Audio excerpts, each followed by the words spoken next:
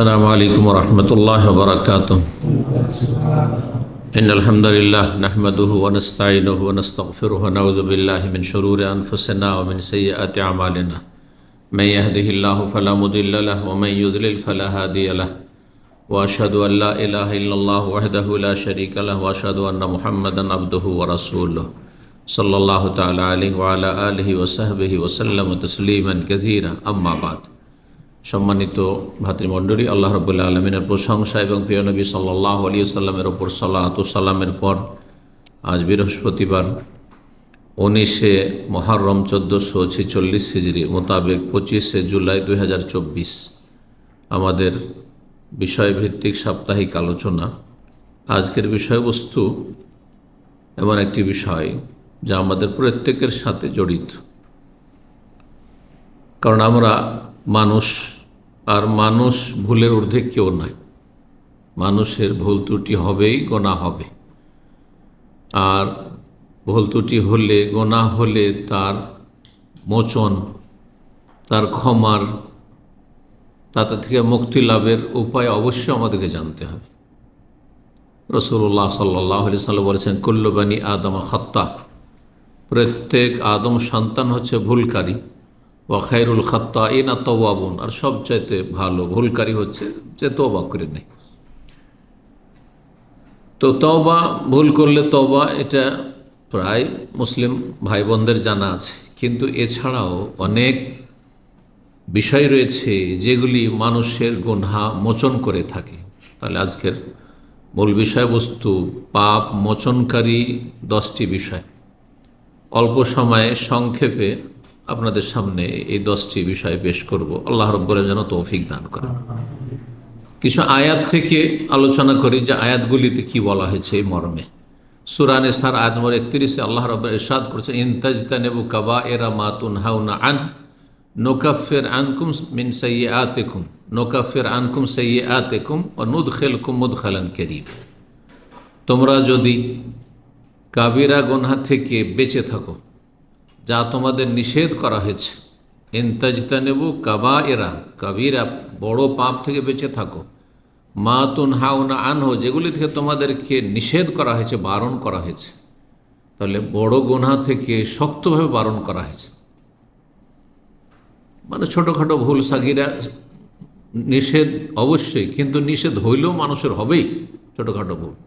কিন্তু কাবিরা গুনাহ হবে একজন মুসলিমের জীবনে, তার মানে তার ইমানে, তার ইসলামে বড় ধরনের ত্রুটি আছে, দুর্বলতা আছে।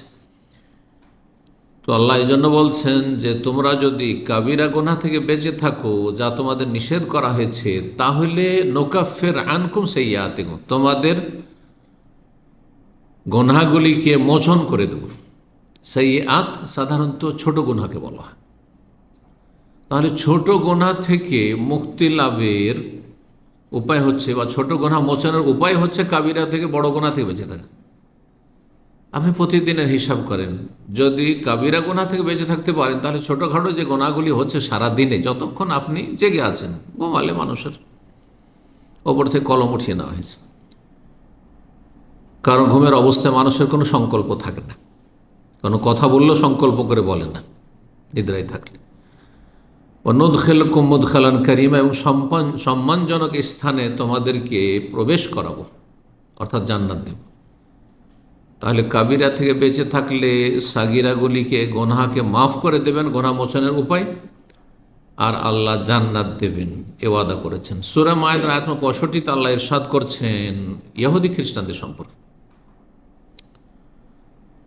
যে তারা আগের যে ধর্মের ওপর ছিল সেটা রহিত হয়ে গেছে, এবং তারা বিকৃত করেছে।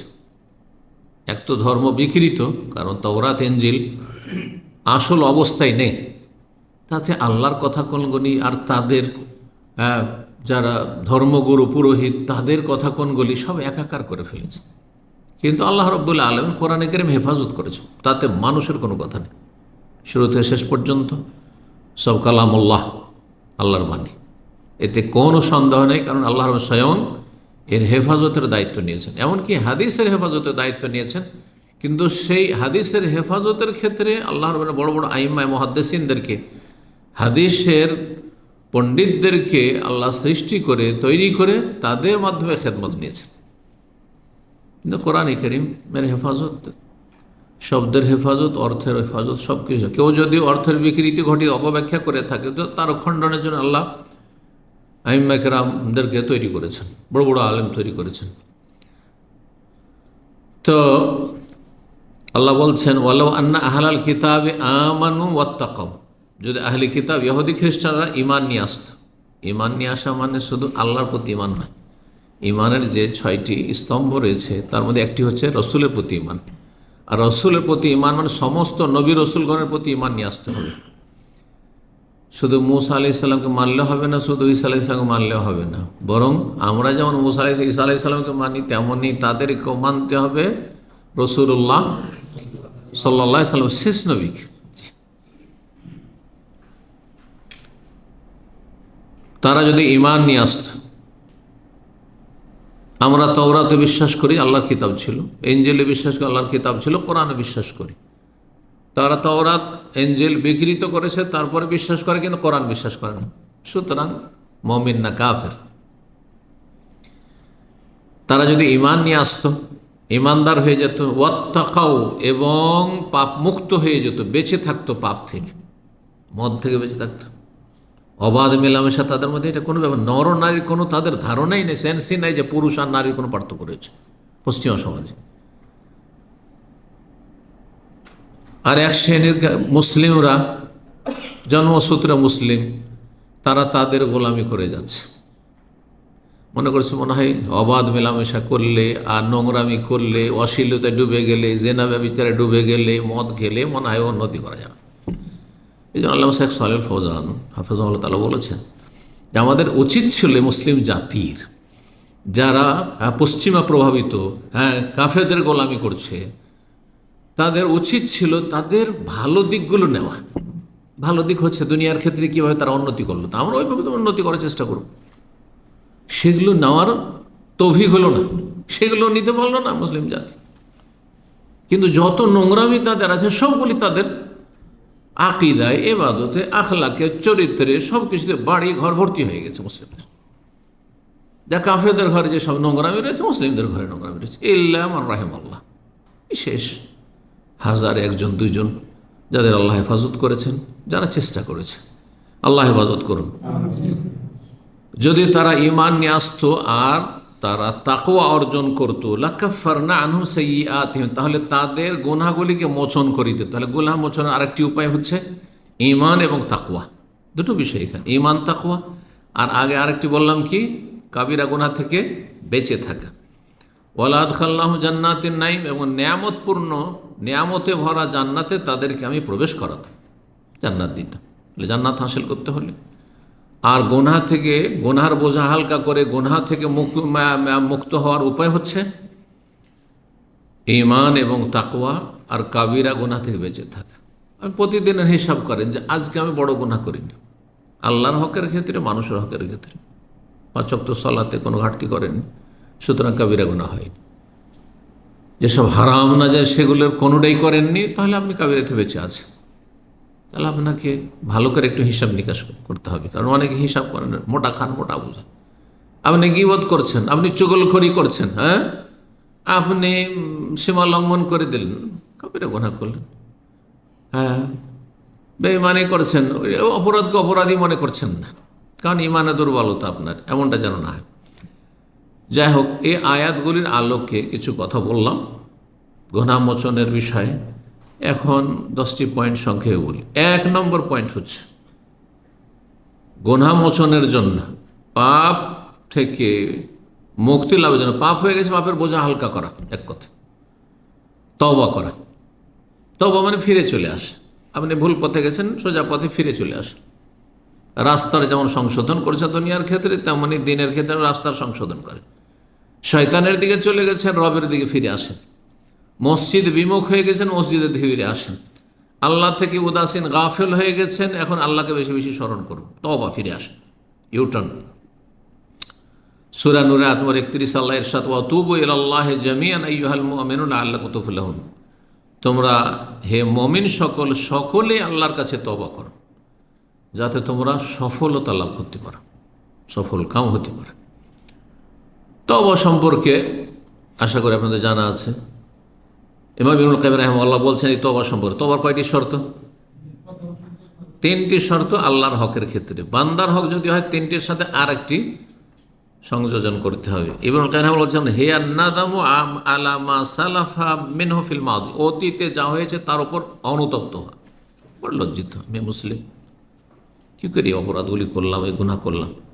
ওয়াল ইখলা আনহু ফিল হাল, অতীতে যা হয়েছে তার উপর লজ্জিত হওয়া।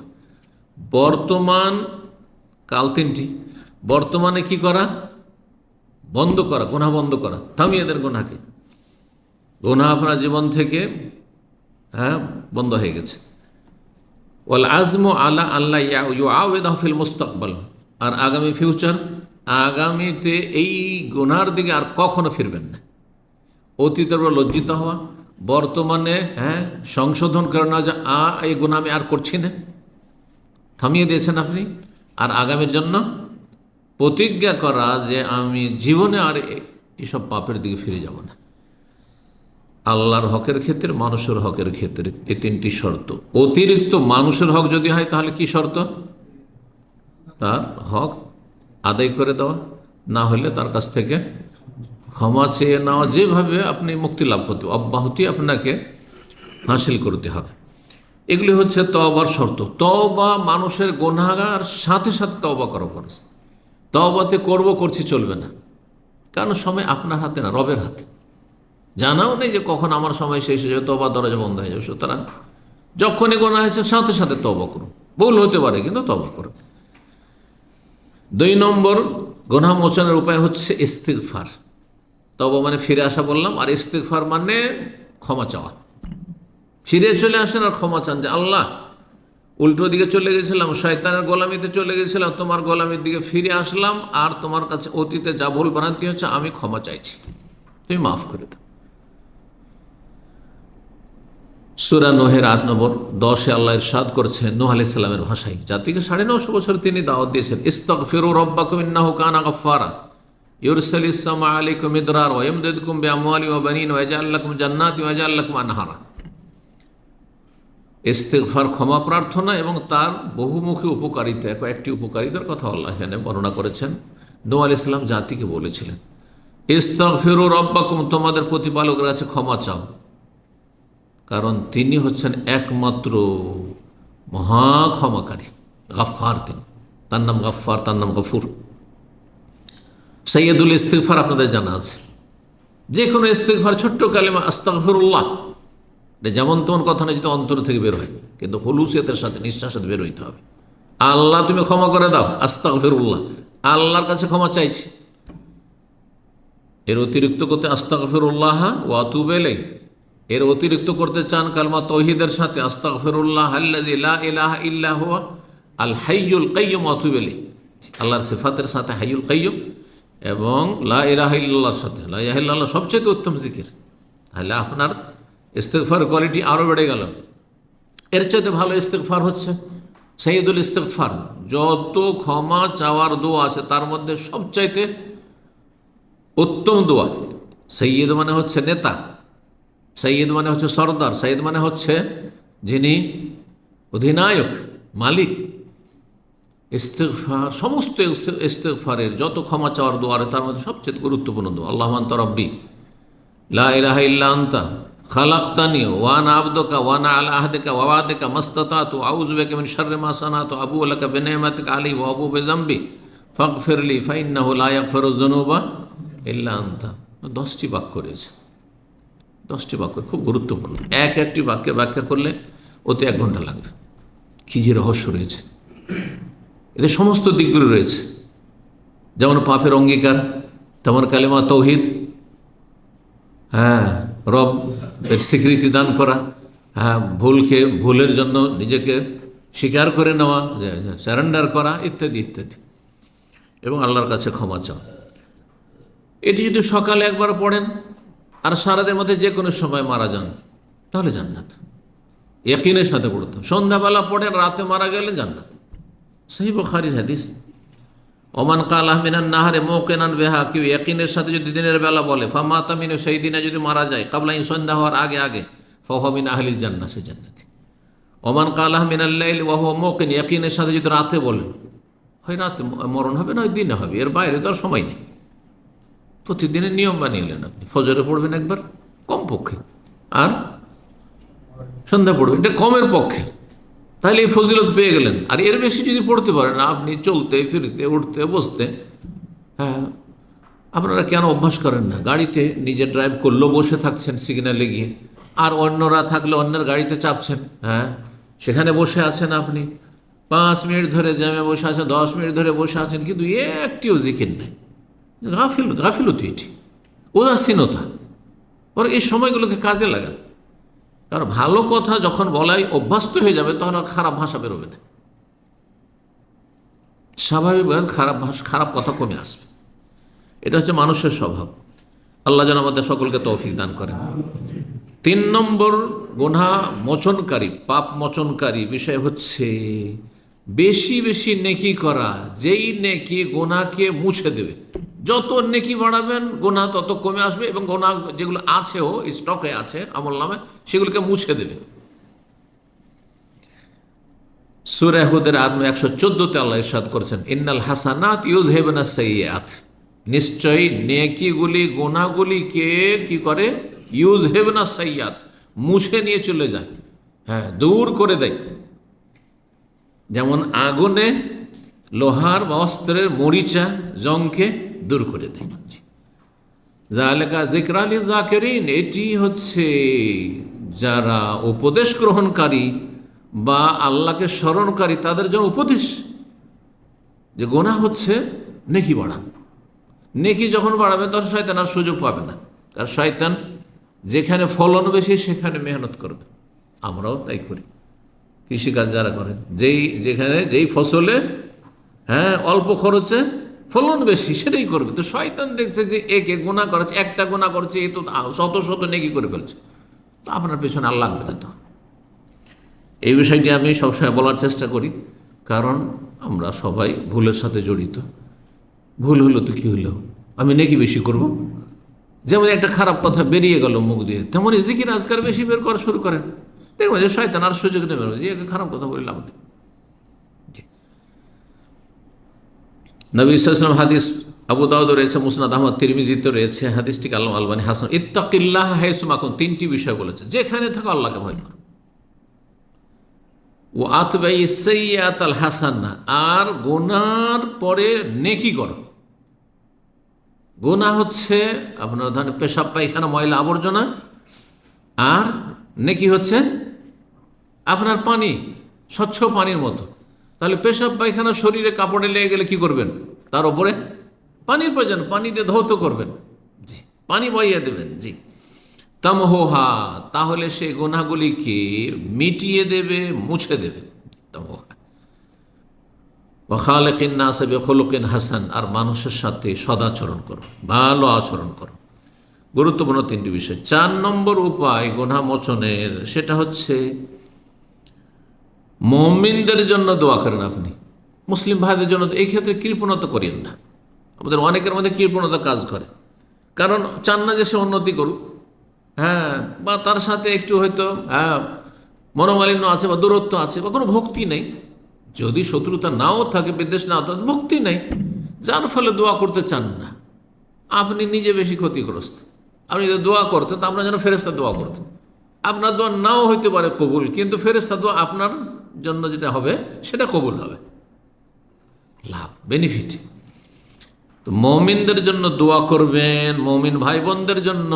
এই জন্য রব্বানা ইগফির লানা ওয়া লিইখওয়ানিনা আল্লাযীনা সাবাকুনা বিল ঈমান ওয়া লা তাজআল ফী কুলুবিনা গিল্লাল লিল্লাযীনা আমানু রব্বানা ইন্নাকা রাউফুর রাহিম। সমস্ত মুমিন মুমিনাত আদম আলাইহিস সালাম থেকে শুরু করে আজ পর্যন্ত এই উম্মতের, আগের উম্মতের যে কোনো মুমিন মুমিনাত, আম্বিয়া রাসূলগণ থেকে শুরু করে মুসলিম হইলেই হলো, যে কোনো যুগের সবাই এই দোয়াতে কিন্তু শামিল। সূরা হাশরে আল্লাহ এই দোয়া শিখিয়েছেন। আর ফেরেশতারাও দোয়া করে মুমিনদের জন্য, মুমিন মুসলিমের জন্য ফেরেশতারা দোয়া করে। তো যাতে করে আমার জন্য, আপনার জন্য ফেরেশতা দোয়া করে, কারণ আরেকটি বিষয় আছে, বেশ কিছু হাদিস দ্বারা প্রমাণিত যে কোন কোন শ্রেণীর পাপীদের ওপর বা কোন কোন শ্রেণীর মানুষের ওপর ফেরেশতার লানত হয়। এই বিষয়টি আমাকে স্মরণ করে তুমি ইনশাআল্লাহ আলোচনা করো। কিছু মানুষ আছে যাদের বিভিন্ন পাপের কারণে তাদেরও ফেরেশতা অভিশাপ দেয়, লানত দেয়। তো ফেরেশতার লানত থেকে বাঁচতে হবে, বরং নেক দোয়া নেওয়ার চেষ্টা করতে হবে। মুসলিম ভাই বোন জীবিত হোক আর মৃত হোক তাদের জন্য দোয়া করেন। মারা গেছে তাদের জন্য দোয়া করলে আপনার ফায়দা। সে আপনার কাজে আসবে না, কিন্তু আল্লাহর পক্ষ হতে ফেরেশতা নিযুক্ত আছে আপনার কল্যাণের জন্য, আপনার জন্য দোয়া করার ক্ষেত্রে। দোয়ার কথা বললাম সূরা হাশর আয়াত নম্বর 10, সেই দোয়াটি রব্বানা ইগফির লানা, আল্লাহ আমাদেরকে মাফ করে দাও, ওয়া লিইখওয়ানিনা আল্লাযীনা সাবাকুনা বিল, আর আমাদের ওই সব ভাইদেরকে মাফ করে দাও, বোনদেরকে মাফ করে দাও যারা আমাদের পূর্বে ঈমানের অবস্থায় চলে গেছে, আমাদের পূর্বে যারাই চলে গেছে। আর আমাদের অন্তরে যেন কোনো মুমিন মুসলিম সম্পর্কে বিদ্বেষ শত্রুতা না থাকে, কালিমা না থাকে। উম্মু দারদা রাদিয়াল্লাহু তাআলা আনহা, নবী সাল্লাল্লাহু আলাইহি ওয়াসাল্লাম একজন সাহাবিয়া মহিলা, তিনি বর্ণনা করছেন আন্না রাসূলুল্লাহ কানা ইয়াকুল, রাসূলুল্লাহ সাল্লাল্লাহু আলাইহি ওয়াসাল্লাম বলতেন, এই হাদিসটি দাওয়াতুল মারইল মুসলিমি লিআখিহি বিযাহরিল মুস্তাজাবাতুন, মুসলিম ভাই যদি আরেক মুসলিম ভাইয়ের জন্য তার চোখের অন্তরালে আড়ালে, যদি সামনে নয়, তার সামনে অনেক সময় লোক দেখানো চামচামি দোয়া হয়, যার সাথে স্বার্থ জড়িত আছে, খুব দোয়া দিলেন, কারণ ওকে আপনি কি করতে বেলুর মতো ফোলাতে চাইছেন আপনি, বুঝছেন না? না না না, ও তো ইখলাস নেই আপনার, হইতে পারে ওর সাথে গরজ জড়িত আছে দুনিয়ার, ইখলাস নেই, ওই দোয়াতে কাজ হবে। এই যে বেজাহরিল গায়ব, চোখের আড়ালে, সে অনেক দূরে আছে, তাকে কেউ শোনাবারও লোক নেই যে আপনার জন্য অমুক দোয়া শেখ দোয়া করছেন, আপনার জন্য অমুক দোয়া করছেন, এই কথা বলারও নেই। দোয়া করছেন আল্লাহ ওনাকে ভালো করুন, আল্লাহ ওনাকে রহম করুন, আল্লাহ ওনাকে শান্তিতে রাখুন, সুখে রাখুন, ইত্যাদি। বেজাহরিল গায়বে, যদি চোখের আড়ালে দোয়া করে কেউ অন্য মুসলিমের জন্য, মুস্তাজাবাতুন, আল্লাহর কাছে কবুল হয়ে যায়। কারণ এখানে কোনো দুনিয়ার স্বার্থই থাকে না, যেখানে এই দোয়া ও জানতেই পারছেন না যে আমি তার জন্য দোয়া করছি, আমি জানতে পারছি না আমার জন্য কে দোয়া করছে, এই দোয়াগুলি কবুল হবে। কিন্তু এসে সামনে ধরেন, শেখ আল্লাহর জন্য আপনাকে ভালোবাসি, শেখ জাযাকাল্লাহ খায়র, হতে পারে দুনিয়ার কোনো গরজ থাকতে পারে, বুঝা গেছে না? জি। ইনদা রাসি মালাকুন মুআক্কাল, আর যেই লোক দোয়া করে চোখের আড়ালে, তার মাথার কাছে, তার বিছানার যেখানে শয় সেখানে তার মাথার কাছে বসে, এখানে থাকে, তার পাশে একজন ফেরেশতা নিযুক্ত থাকে। কুল্লামা দা লিআখিহি বিখাইরিন, যখনই কোনো মুসলিম ভাই বোনদের জন্য ভালো নেক দোয়া করে, কালাল মালাকুল মুআক্কালু, নিযুক্ত ফেরেশতা বলে আমিন, তোমার দোয়া আল্লাহ কবুল করুন। আমিন মানে আল্লাহ কবুল করো। ওয়ালাকা বিমিসলিন, আর তোমাকে আল্লাহ অনুরূপ যেন দান করেন, ওই রকমই যেন তোমাকে দান করে। সহিহ মুসলিমের 4914 নম্বর হাদিস, সহিহ মুসলিমের হাদিস। চোখের আড়ালে অন্যের জন্য দোয়া করা। আচ্ছা, যে কোনো মুসলিমের জন্য এই দোয়া করলে যখন ফায়দা, তো চোখের আড়ালে যদি আপনার স্ত্রীর জন্য দোয়া করেন, স্ত্রী যদি স্বামীর জন্য চোখের আড়ালে দোয়া করে, ইখলাস আছে না নেই? আরে সামনাসামনি স্ত্রী ভালো খাওয়াচ্ছে, খুব আদর করছে, খুব মায়া মমতা দেখাচ্ছে, আল্লাহ তোমাকে সুখের, আল্লাহ তোমাকে সারা জীবন ভালো রাখো, ইত্যাদি রাখো, এখানে আপনার আকৃষ্ট করার উদ্দেশ্য থাকতে পারে, হ্যাঁ, তার মন জয় করার উদ্দেশ্য থাকতে পারে, তার কাছে কিছু স্বার্থ হাসিল করার উদ্দেশ্য থাকতে পারে, স্বামীর কাছ থেকে কিছু স্বার্থ হাসিল করার উদ্দেশ্য থাকতে পারে। কিন্তু স্বামী আছে ডিউটিতে, স্বামী আছে প্রবাসে, স্ত্রী আছে দেশে, আর দোয়া করছেন, ইখলাস আছে, ইখলাস আছে। কারণ এখানে আপনি দোয়া করছেন না করছেন স্ত্রী জানছে না, আর স্ত্রী আপনার জন্য দোয়া করছেন না করছে আপনি জানছেন না। বেজাহরিল গায়ব, চোখের আড়ালে। আল্লাহ যেন তৌফিক দান করেন। ফেরেশতাদের দোয়ার কথা শোনেন তাহলে। সূরা গাফির, যার অপর নাম আল মুমিন, সূরা মুমিন আয়াত নম্বর 7 আল্লাহ বলছেন আল্লাযীনা ইয়াহমিলুল আরশা ওয়া মান হাওলাহু, যেসব ফেরেশতারা আল্লাহর আরশ বহন করে রয়েছে, তার মানে আল্লাহর নিকটবর্তী ফেরেশতা, আল্লাহর নৈকট্যপ্রাপ্ত সবচেয়ে শ্রেষ্ঠ ফেরেশতারা তারা, জিবরাইল আলাইহিস সালামের পরে। ওমান হাওলাহু, এবং চারপাশে, আরশের চারপাশে যে অসংখ্য ফেরেশতা রয়েছেন, ইউসাব্বিহুনা বিহামদি, রবের প্রশংসার সাথে সাথে তসবিহ করে, ওয়া ইউমিনুনা, আল্লাহর প্রতি ঈমান রাখে, ওয়া ইস্তাগফিরুনা লিল্লাযিনা আমানু, এবং মুমিন মুসলিমদের জন্য তারা আল্লাহর কাছে ক্ষমা প্রার্থনা করে, ইস্তিগফার করে, আল্লাহ মুমিন মুসলিমদেরকে মাফ করে দাও, ক্ষমা করে দাও। রব্বানা ওয়াসি'তা কুল্লা শাইইন রাহমাতান ওয়া ইলমা, আল্লাহ তুমি প্রত্যেক বস্তুকে তোমার রহমত এবং জ্ঞান দ্বারা পরিবেষ্টন করে রয়েছে। তোমার রহমত সব কিছুকে পরিব্যাপ্ত, শামিল, এবং তোমার জ্ঞানও সব কিছুকেই শামিল, ঘিরে রয়েছে। 5 নম্বর গুনাহ মোচনের উপায় হচ্ছে দুনিয়ার বিভিন্ন বালা মুসিবত। এই যে সর্দি লাগলো, আপনি ভাবছেন বিরক্তিকর, সর্দি লেগেছে, একটু ঠান্ডা লেগেছে, অ্যালার্জি, হাঁচি পড়েছে, একটু জ্বর হয়েছে, আজকে একটু কষ্ট হয়ে গেছে, রোদ লেগে গেছে, শরীরটা খুব ক্লান্ত হয়ে গেছে, যে গুনাহ মাফ হচ্ছে। একটা কাঁটা লেগেছে, তাতে গুনাহ মাফ হচ্ছে। এক যে হোঁচট খেলেন, তাতে গুনাহ মাফ হচ্ছে। যে কোনো কিছু, এই মর্মে বেশ কিছু হাদিস রয়েছে। একটি হাদিস সহিহ বুখারীর 5210 নম্বর হাদিস। আবু সাঈদ খুদরি এবং আবু হুরায়রা রাদিয়াল্লাহু তাআলা আনহু বর্ণনা করছেন, নবী সাল্লাল্লাহু আলাইহি ওয়াসাল্লাম বলেন, মা ইউসিবুল মুসলিমা, যে কোনো বিপদ আপদ আপতিত হয় কোনো মুসলিমের ওপর, মিন নাসাবিন আও ওয়াসাবিন ওয়ালা হাম্মিন ওয়ালা হাজান, সেটি কোনো নাসাব মানে কোনো কষ্ট হোক, আঘাত কষ্ট, ওয়ালা ওয়াসাব অথবা কোনো ব্যাধি রোগ হোক, ওয়ালা হাম্মিন অথবা কোনো দুশ্চিন্তা হোক, ওয়ালা হাজানিন অথবা কোনো শোক হোক। দুশ্চিন্তা আর শোক, এগুলো প্রত্যেকটাতে পার্থক্য রয়েছে। মানুষের টেনশন, দুশ্চিন্তা হয়, হ্যাঁ, ভবিষ্যতে নিয়ে যে কী হবে কী হবে। আর বর্তমানে যে আপনার বিপদ আপদ এসছে, ওতে শোকের ছায়া নেমে আসে। পার্থক্য আছে এই শব্দগুলিতে। ওয়ালা আজান অথবা কোনো কষ্ট হইল, ওয়ালা গাম্মিন অথবা কোনো মনোকষ্ট, গম মানে দুশ্চিন্তা হলো, হাত্তা শৌকাতে ওশাকোহা, এমনকি কাঁটাও যদি কোনো জায়গায় লাগে শরীরে, ইল্লা কাফার আল্লাহ বিহা মিন খাতায়াহু, আল্লাহ গুনার মোচন করেন। শব্দগুলি এসে কাফারা, কাফারা মানে হচ্ছে মোচন করা। যেন বিভিন্ন গুনার জন্য কিছু কিছু কাজের জন্য কাফারা আছে না নেই? যেন কসম করেছেন, তার কসম ভেঙে দিলেন, কি বলা হচ্ছে? কসমের কাফারা। মানে কসম আসল হচ্ছে অফাজু হাইমান, আল্লাহ বলছেন কসম করেছে, কসমকে রক্ষা করো, হেফাজত করো, মানে কসমের উপর অটল থাকো। যদি সেটা গুনার কাজ না হয়, গুনার কাজ হয় ছেড়ে দিতে হবে, আল্লাহর অসন্তুষ্টি। আমি ওর সাথে কথা বলবো না, তাহলে ভুল আপনি কসম করেছেন, তাহলে আপনি ভুল থেকে ফিরে আসুন আর কাফারা দিয়ে দিন। কসম করলেন তো কাফারা দেন। এই বিভিন্ন কাজে যে কাফারাগুলি রয়েছে।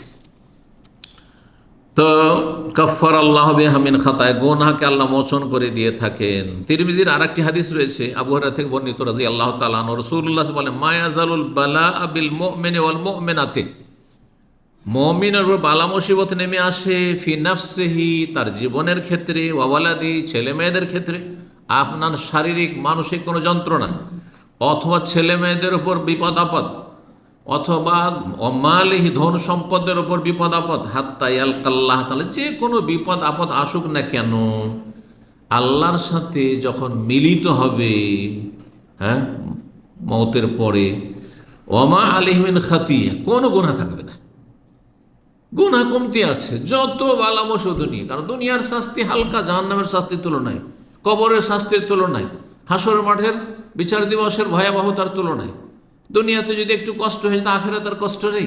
জি, নবী সাল্লাল্লাহু আলাইহি ওয়াসাল্লাম যখন মৃত্যু যন্ত্রণা হচ্ছিল, তখন ফাতিমা রাদিয়াল্লাহু তাআলা আনহা, ছোট মেয়ে, আব্বা আপনার খুব কষ্ট হচ্ছে। ওয়াকার বাবা, আমার আব্বার খুব কষ্ট হচ্ছে, খুব যন্ত্রণা, মৃত্যু যন্ত্রণা হচ্ছে। নবী সাল্লাল্লাহু আলাইহি ওয়াসাল্লামের মৃত্যুর যন্ত্রণা প্রচণ্ড অনুভব করছেন মেয়ে। বলছেন তিনি সান্ত্বনা দিয়ে, লা কারবা আলা আবিকে বাদাল ইয়াউম, আজকের পরে তোমার বাবার ওপর কোনো মুসিবত নেই। মর্যাদা উঁচা করার জন্য।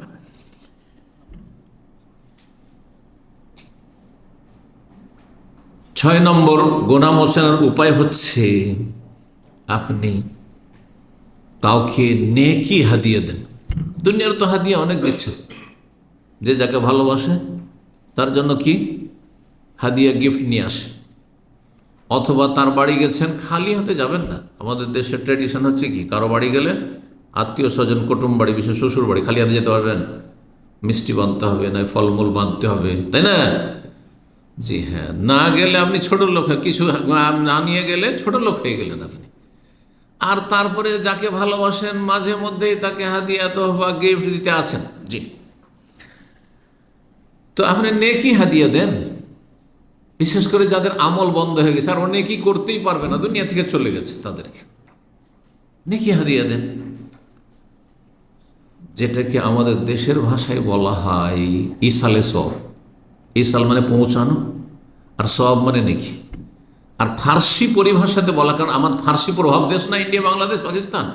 সওয়াব রেসানি শুনেছেন তো বেদাতি সমাজে। সওয়াব মানে নেকি, আর রেসানি ফার্সি শব্দ। রেসান মানে ইসাল, পৌঁছানো। আরবি হচ্ছে ইসাল আর ফার্সি হচ্ছে রেসানি। এই শব্দগুলো আরবিতে বা ফার্সিতেই আছে কিন্তু আমাদের, তাই না? নেকি ও পঢ়োকন দেওয়াকে বলে, হ্যাঁ বলেন না। তো যারা বলে তাদের ক্ষেত্রে একটি কথা জেনে রাখুন, তার অধিকাংশ বেদাতি পন্থায় নেকি পৌঁছায়, যার ফলে কোনো লাভ হয় না। যে পৌঁছায় তারও লাভ হলো না, আর যাকে দিল তারও লাভ হলো না। যেমন কোরআন খানি করে বক্সাবে, কোরআন খানি করে হাদিয়া দেবেন, এটা নেই। নবী সাল্লাল্লাহু আলাইহি ওয়াসাল্লাম, সাহাবারা কেউ করেননি। আপনি নামাজ পড়বেন দিয়ে বলে এই নামাজটা আমি বক্সে দিলাম, এই 1000 বার আমি জিকির করলাম, জিকিরটা আমি বক্সে দিলাম। বক্সা দেওয়া বলে না, বকশিস থেকে বক্সা দেওয়া মানে দান করে দিলাম, হ্যাঁ দিয়ে দিলাম, এটা নেই।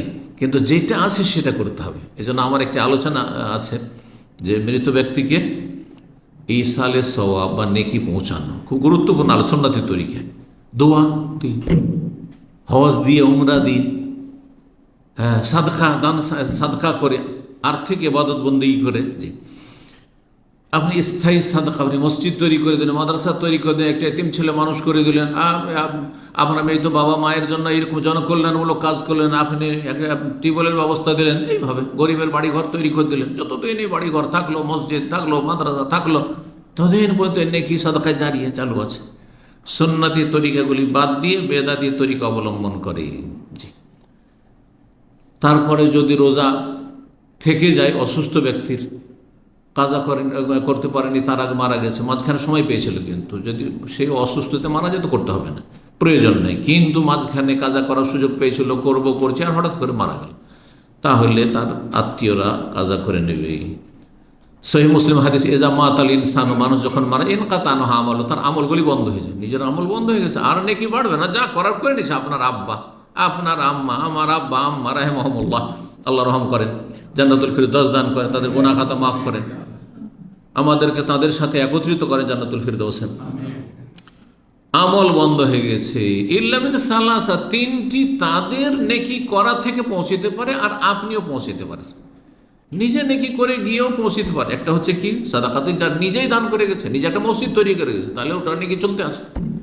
যেমন নেকি চলতে থাকে, গুনাহও চলতে থাকতে পারে। সিনেমা হল তৈরি করে গেছে, গ্রামে একটা পাপের জায়গায় তৈরি করে গেছে, হ্যাঁ গ্রামে এই পাপটা জানতো না, সেই পাপটা চালু করে গেছে, সেখানে কুপ্রথা চালু করে গেছে, বেদাত চালু করে গেছে, ও বেদাতের গুনাহ পৌঁছিতে আছে। একটা মাজার তৈরি করে গেছে, এই শিরকের গুনাহ তার বোঝার উপর আসতে আছে যারা করে গেছে সেখানকার। এই জন্য শুধু সাদকা জারিয়া নয়, যেমন নেকি জারিয়া হয় তেমন গুনাহও জারিয়া হয়, গুনাহও কন্টিনিউ হয়। সতর্ক সাবধান। আপনি ভালো রাস্তা খুলে যাবেন, মন্দ রাস্তা খুলবেন না আপনার জীবনে, আল্লাহ তৌফিক দান করুন।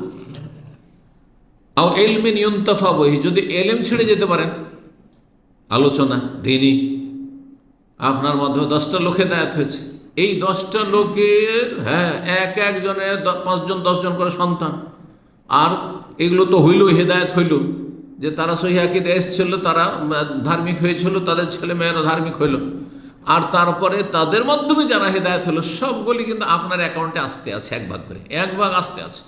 তাহলে চিন্তা করুন, আপনার প্রথম 10 জন দিয়ে শুরু হলো, কিন্তু এই 10 জন থেকে একজন ধরেন যদি 10 জন করে তো কতজন হয়ে গেল?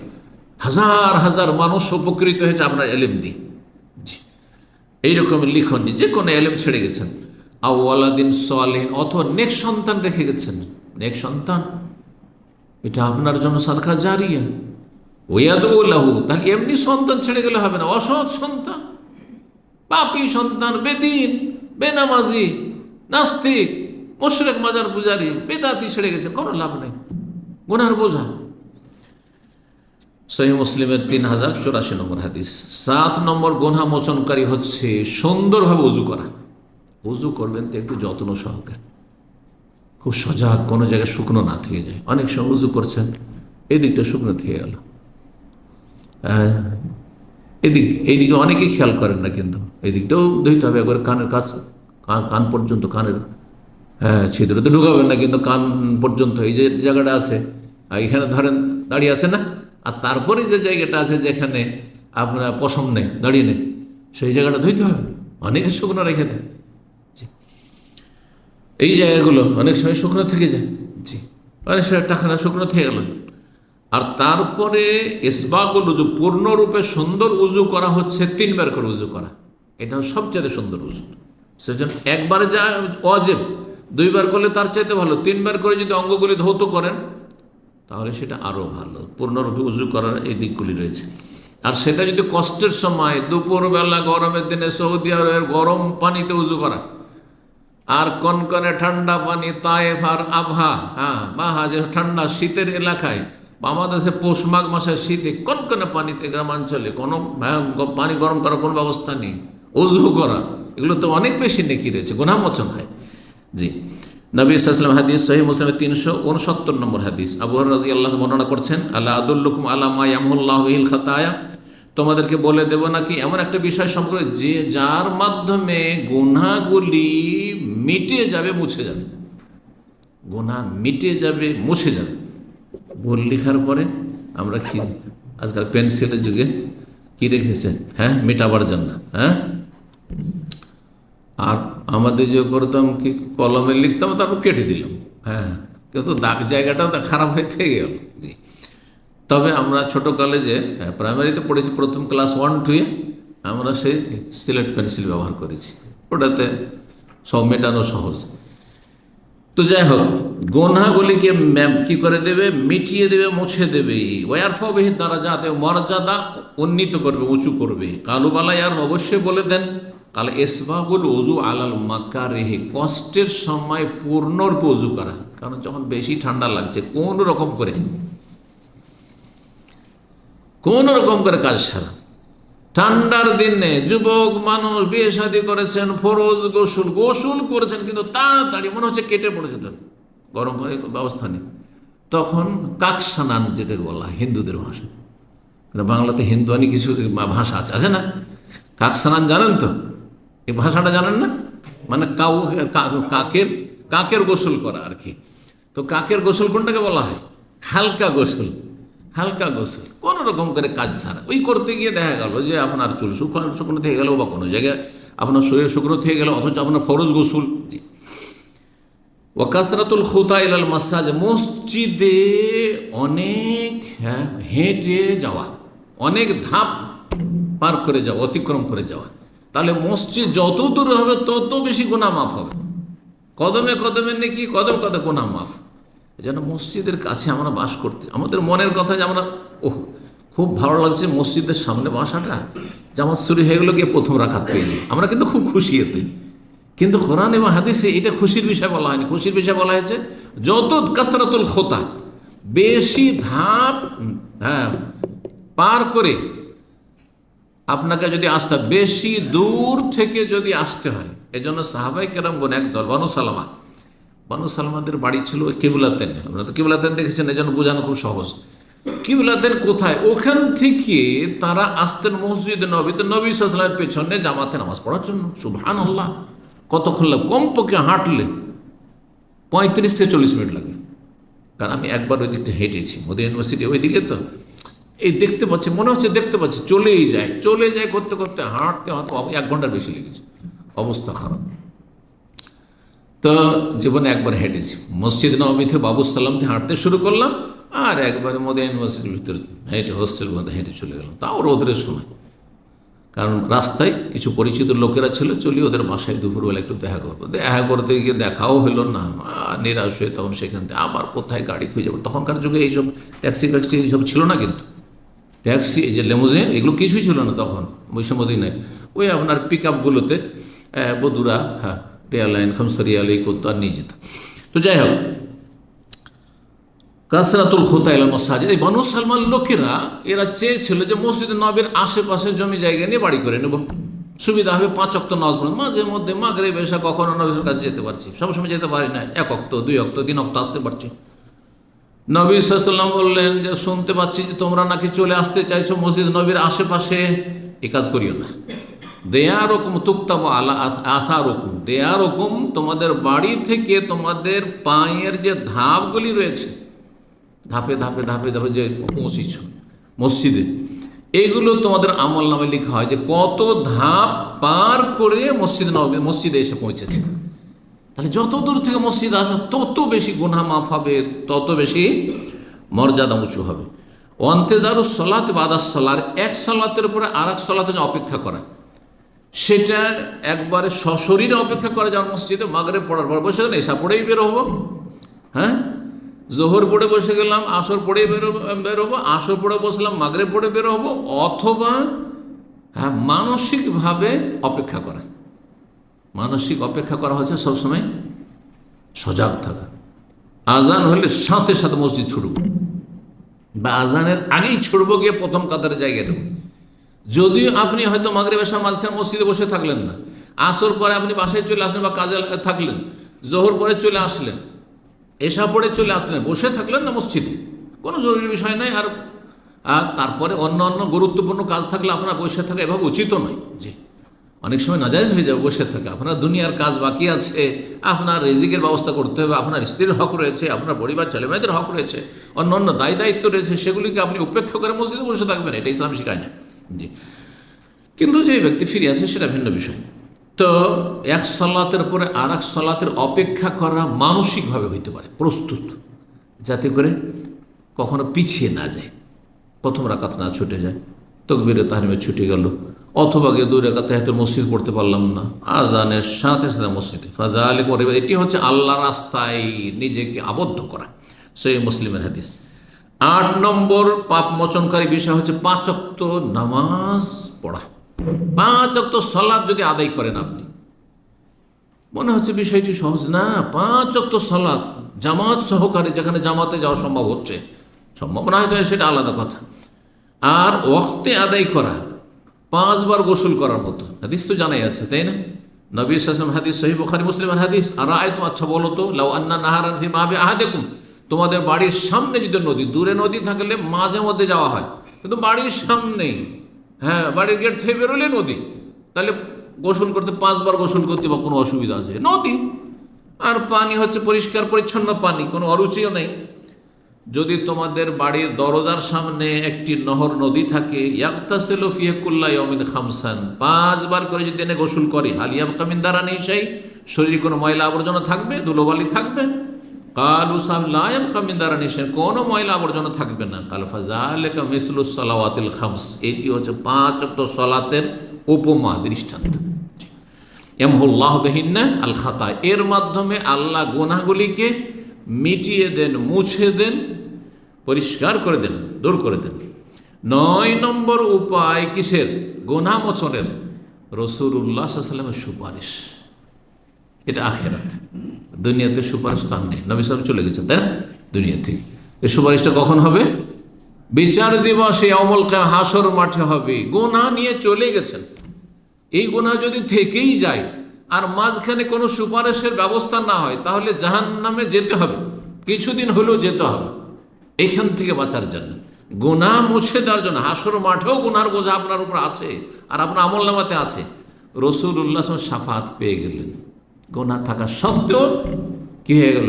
জান্নাতে চলে গেলেন আপনি, জাহান্নামে যেতে হলো না। সহিহ বুখারী 5830, সহিহ মুসলিমের 298 নম্বর হাদিস, আনাস রাদিয়াল্লাহু তাআলা আনহু বর্ণনা করেছেন, লিকুল্লি নবিয়্যিন দাওয়া, প্রত্যেক নবী দোয়া করেছেন, প্রত্যেক নবী দোয়া করেছেন উম্মতের জন্য। ওয়াকাদ দাআ বিহা ফাস্তুজিবা, আর নবীরা দোয়া করেছেন, তাদের দোয়া কবুল হয়েছে। ফাজাআলতু দাওয়াতি শাফাআতাল লিউম্মতি ইয়াউমাল কিয়ামাহ, কিন্তু আমার দোয়াটা আমি এখন স্থগিত রেখেছি, যে দুনিয়াতে আল্লাহ চয়েস দিয়েছেন, একটা দোয়া করো, যা চাইবে তাই দেওয়া হবে। যদি আপনাকে এরকম অপশন দেওয়া হয় যে আপনাকে শুধু একটা চান্স দেওয়া হয়, আপনি যা চাইবেন তাই চান, হতো বাবু চাইবটা কি, কোনটা চাইব, কোনটাকে 1 নম্বরে রাখবো? নবী সাল্লাল্লাহু আলাইহি ওয়াসাল্লাম বলছেন, আমি দুনিয়াতে এই দোয়া করবো না, আখিরাতের জন্য জমা রাখবো। আখিরাতের জন্য সেটাকে জমা রাখবো। সেটা কি? শাফাআতান লি উম্মতি ইয়াউমাল কিয়ামতের দিনে, হাসরের মাঠে আমার উম্মতের জন্য সুপারিশ করে, আল্লাহ এই পাপীগুলোকে আমি জান্নাতে নিয়ে যাব, জাহান্নামে দিও না তুমি। এই জন্য শাফাত, সুপারিশ শব্দটি খুব সহজ ভাষায় বোঝেন। আমাদের দেশে বেদাতিরা যেহেতু মিসগাইড করেছে, ভুল বুঝিয়েছে। সুপারিশ সহজ ভাষায় আখিরাতে হাসর মাঠে আল্লাহর কাছে দোয়া। দুনিয়ায় দোয়া করতেন, দুনিয়ার দোয়া যেমন আল্লাহর কাছে করলেন, কবুল হইতে পারে আবার নাও হইতে পারে। হাসর মাঠে রাসূলুল্লাহ সাল্লাল্লাহু আলাইহি ওয়াসাল্লামের শাফাত কবুল হবে, এ কথা হাদিস দ্বারা প্রমাণিত। জি, অন্যান্যদেরও শাফাত সীমিত আকার রয়েছে, কিন্তু নবী সাল্লাল্লাহু আলাইহি ওয়াসাল্লামের শাফাত রয়েছে বৃহৎ আকারে রয়েছে। জি, আর বিভিন্ন প্রকরণ রয়েছে শাফাতের। তো নবী সাল্লাল্লাহু, আর শাফাত কার জন্য? নেক লোকদের জন্য শাফাতের প্রয়োজনই নেই। মর্যাদা উঁচা করার জন্য শাফাত হবে, যেন জান্নাতি, আপনারা সবাই জান্নাতি, জাহান্নামের সম্মুখীন না, তারপরও শাফাত হবে কিসের জন্য? গ্রেডটা বাড়াবার জন্য, আরো উঁচা করার জন্য মর্যাদা। কিন্তু আসল শাফাত কাদের জন্য? যাদের জন্য জাহান্নাম ওয়াজিব হয়ে গেছিল, অবধারিত হয়ে গেছিল। এই জন্য সহিহ মুসলিমের কি হাদিস রয়েছে, শাফাতি লে আহলিল কাবাইর মিন উম্মতি, আমার সুপারিশ হবে আমার উম্মতের যারা কাবিরা গুনাহে লিপ্ত ছিল, আর কাবিরা গুনাহ বড় গুনার বোঝা নিয়ে গেছে কিন্তু ঈমান নষ্ট করে যায়নি, তাদের জন্য শাফাত। তাহলে উম্মতের চোর ডাকাতের জন্য শাফাত হইতে পারে, কিন্তু নামাজি হইতে হবে, শিরক মুক্ত হইতে হবে, মাজার পূজা মুক্ত হইতে হবে, কুফরি মুক্ত হইতে হবে, সেহের জাদু আর এই জ্যোতিষী বিদ্যা মুক্ত হইতে হবে, গণকের পেশা মুক্ত হইতে হবে, ঈমান ভঙ্গকারী বিষয়তে মুক্ত হইতে হবে, নাস্তিকতা থেকে মুক্ত হইতে হবে, সেকুলারিজম থেকে মুক্ত হইতে হবে। আমাদের সমাজে যারা চোর ডাকাত, ওদের নামাজও নেই, আর ওরা পেট ছাড়া কিছুই বুঝে না, আল্লাহর ভয় জীবনে হইল না, তাহলে তো ঈমান নেই। তাহলে ঈমান যদি থাকে আর কাবিরা গুনাহ থাকে, তো তাদের জন্য শাফাত হবে নবী করিম সাল্লাল্লাহু আলাইহি ওয়াসাল্লামের। 10 নম্বর সর্বশেষ, গুনার বোঝা নিয়ে চলে গেছেন, দুনিয়াতে গুনার কাফারা মোচনের কোনো বন্দোবস্ত হয়নি, ব্যবস্থা হয়নি। যেগুলি আলোচনা করলাম 8 নম্বর পয়েন্ট পর্যন্ত কিন্তু দুনিয়ার কাজ, তাই না? 5 ওয়াক্ত সালাত পর্যন্ত। 9 নম্বরে কি ছিল? হাসর মাঠে রাসূলুল্লাহ সাল্লাল্লাহু আলাইহি ওয়াসাল্লামের সুপারিশ। ওটাও নসিব হইল না, বদনসিব ধরেন, ওটাও নসিব হইল, নবী সাল্লাল্লাহু আলাইহি ওয়াসাল্লাম শাফাআতও পেলেন না। তাইলে গুনার বোঝা, যে কাবিরা গুনাহ আছে, জাহান্নামে যেতে হবে। এখন আর একটা ওসিলা আছে, সুবহানাল্লাহ, আর একটি মাধ্যম আছে, লাস্ট মাধ্যম, শেষ রুটি, সেটি হচ্ছে রহমাতু আরহামুর রাহিমিন, সবচাইতে বড় দয়ালু রব্বুল আলামিনের রহমত, দয়া, আল্লাহর মায়া মমতা যদি হয়ে যায়, যে এই পাপিষ্টের জন্য দুনিয়া তো কোনো মাধ্যম হইল না গুনাহ মাফের, আর নবী সাল্লাল্লাহু আলাইহি ওয়াসাল্লামেরও শাফাত পেল না, বদনসিব হতভাগা, আমার মায়া, আল্লাহর মায়া হয়ে গেল, আল্লাহ যা তোকে মাফ করে দিলাম। না আল্লাহকে শোকজ করতে হবে, আল্লাহ কেন মাফ করলে? আল্লাহ আপনার নিয়ে দিয়েছেন, আল্লাহ নিজের দিচ্ছেন, আর রহমুর রাহিমিন তিনি। কথা বোঝা গেছে কিনা? জি, আপনার হক, আপনার প্রাপ্য আপনি পেয়েছেন কিনা, এটা দেখার বিষয়। জি, এই মর্মে হাদিস শোনেন, হাদিস সুপারিশের লম্বা হাদিসের একটা অংশ। আল্লাহ তাআলা বলবেন, শাফাআতিল মালায়েকা, ফেরেশতারাও সুপারিশ করেছে, যার জন্য করেছে।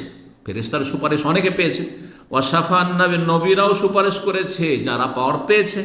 ওয়াশাফাল মুমিন, মুসলিম, আলেম, ওলামা, আল্লাহর নেক বান্দা, তারাও সুপারিশ করেছে, সীমিত তাদেরও সুপারিশ, বিভিন্ন সুপারিশ। ওয়ালাম ইয়াবকা ইল্লা আরহামুর রাহিমিন, এখন এক সত্তাই বাকি আছেন, তিনি হচ্ছেন সমস্ত দয়ালুদের মহান দয়ালু, আরহামুর রাহিমিন। আল্লাহু আকবার। ফায়াকবিযু কবযাতাম মিনান নার, জাহান্নামের আগুনে চলে গেছে কাবিরা গুনার কারণে, চোর ডাকাত আর বিভিন্ন পাপী সব জাহান্নামে জ্বলছে। আল্লাহ এক মুষ্টি তার মুষ্টি দ্বারা নেবেন, আল্লাহ রাব্বুল আলামিন, আল্লাহর মুষ্টি আল্লাহর মতো, আল্লাহর হাত আল্লাহর মতো, আল্লাহ নেবেন, আল্লাহর মুষ্টি নেবেন। কোনখান থেকে নেবেন? এই জাহান্নামে যেসব জাহান্নামীগুলো জ্বলছে, ফায়ুখরিজু মিনহা কওমান, এমন এক জাতিকে, এমন এক ক্যাটাগরির পাপিষ্টদেরকে, জাহান্নামীদেরকে আল্লাহ বের করবেন তার মুষ্টিতে নিয়ে, লাম ইয়ামালু খায়রান কাত্তু, কখনো ভালো কাজ করেনি, কিন্তু ঈমান ভঙ্গ করেনি, কাফের নয়, ইমান ভঙ্গকারী নয়। ইমান ভঙ্গের যে 10টি মুখ্য কারণ সেগুলি তার মধ্যে ছিল না, ইমানটা ছিল, কিন্তু করছি ভয় ভীতি মাঝে মাঝে হয়, আর একটু অনুতপ্ত হয়, কিন্তু আমল করেনি কিছু। লাম ইয়ামুল খায়রাত কাদ আদু হুমামান, জাহান্নামে জ্বলে জ্বলে তারা কয়লা হয়ে গেছে। আল্লাহু আকবার।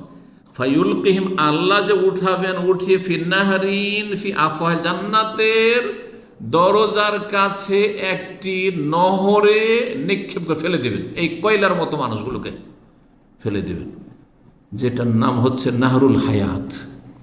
এই নাহরুল হায়াতকে আমাদের দেশে ফার্সি ভাষা বলে আবে হায়াত।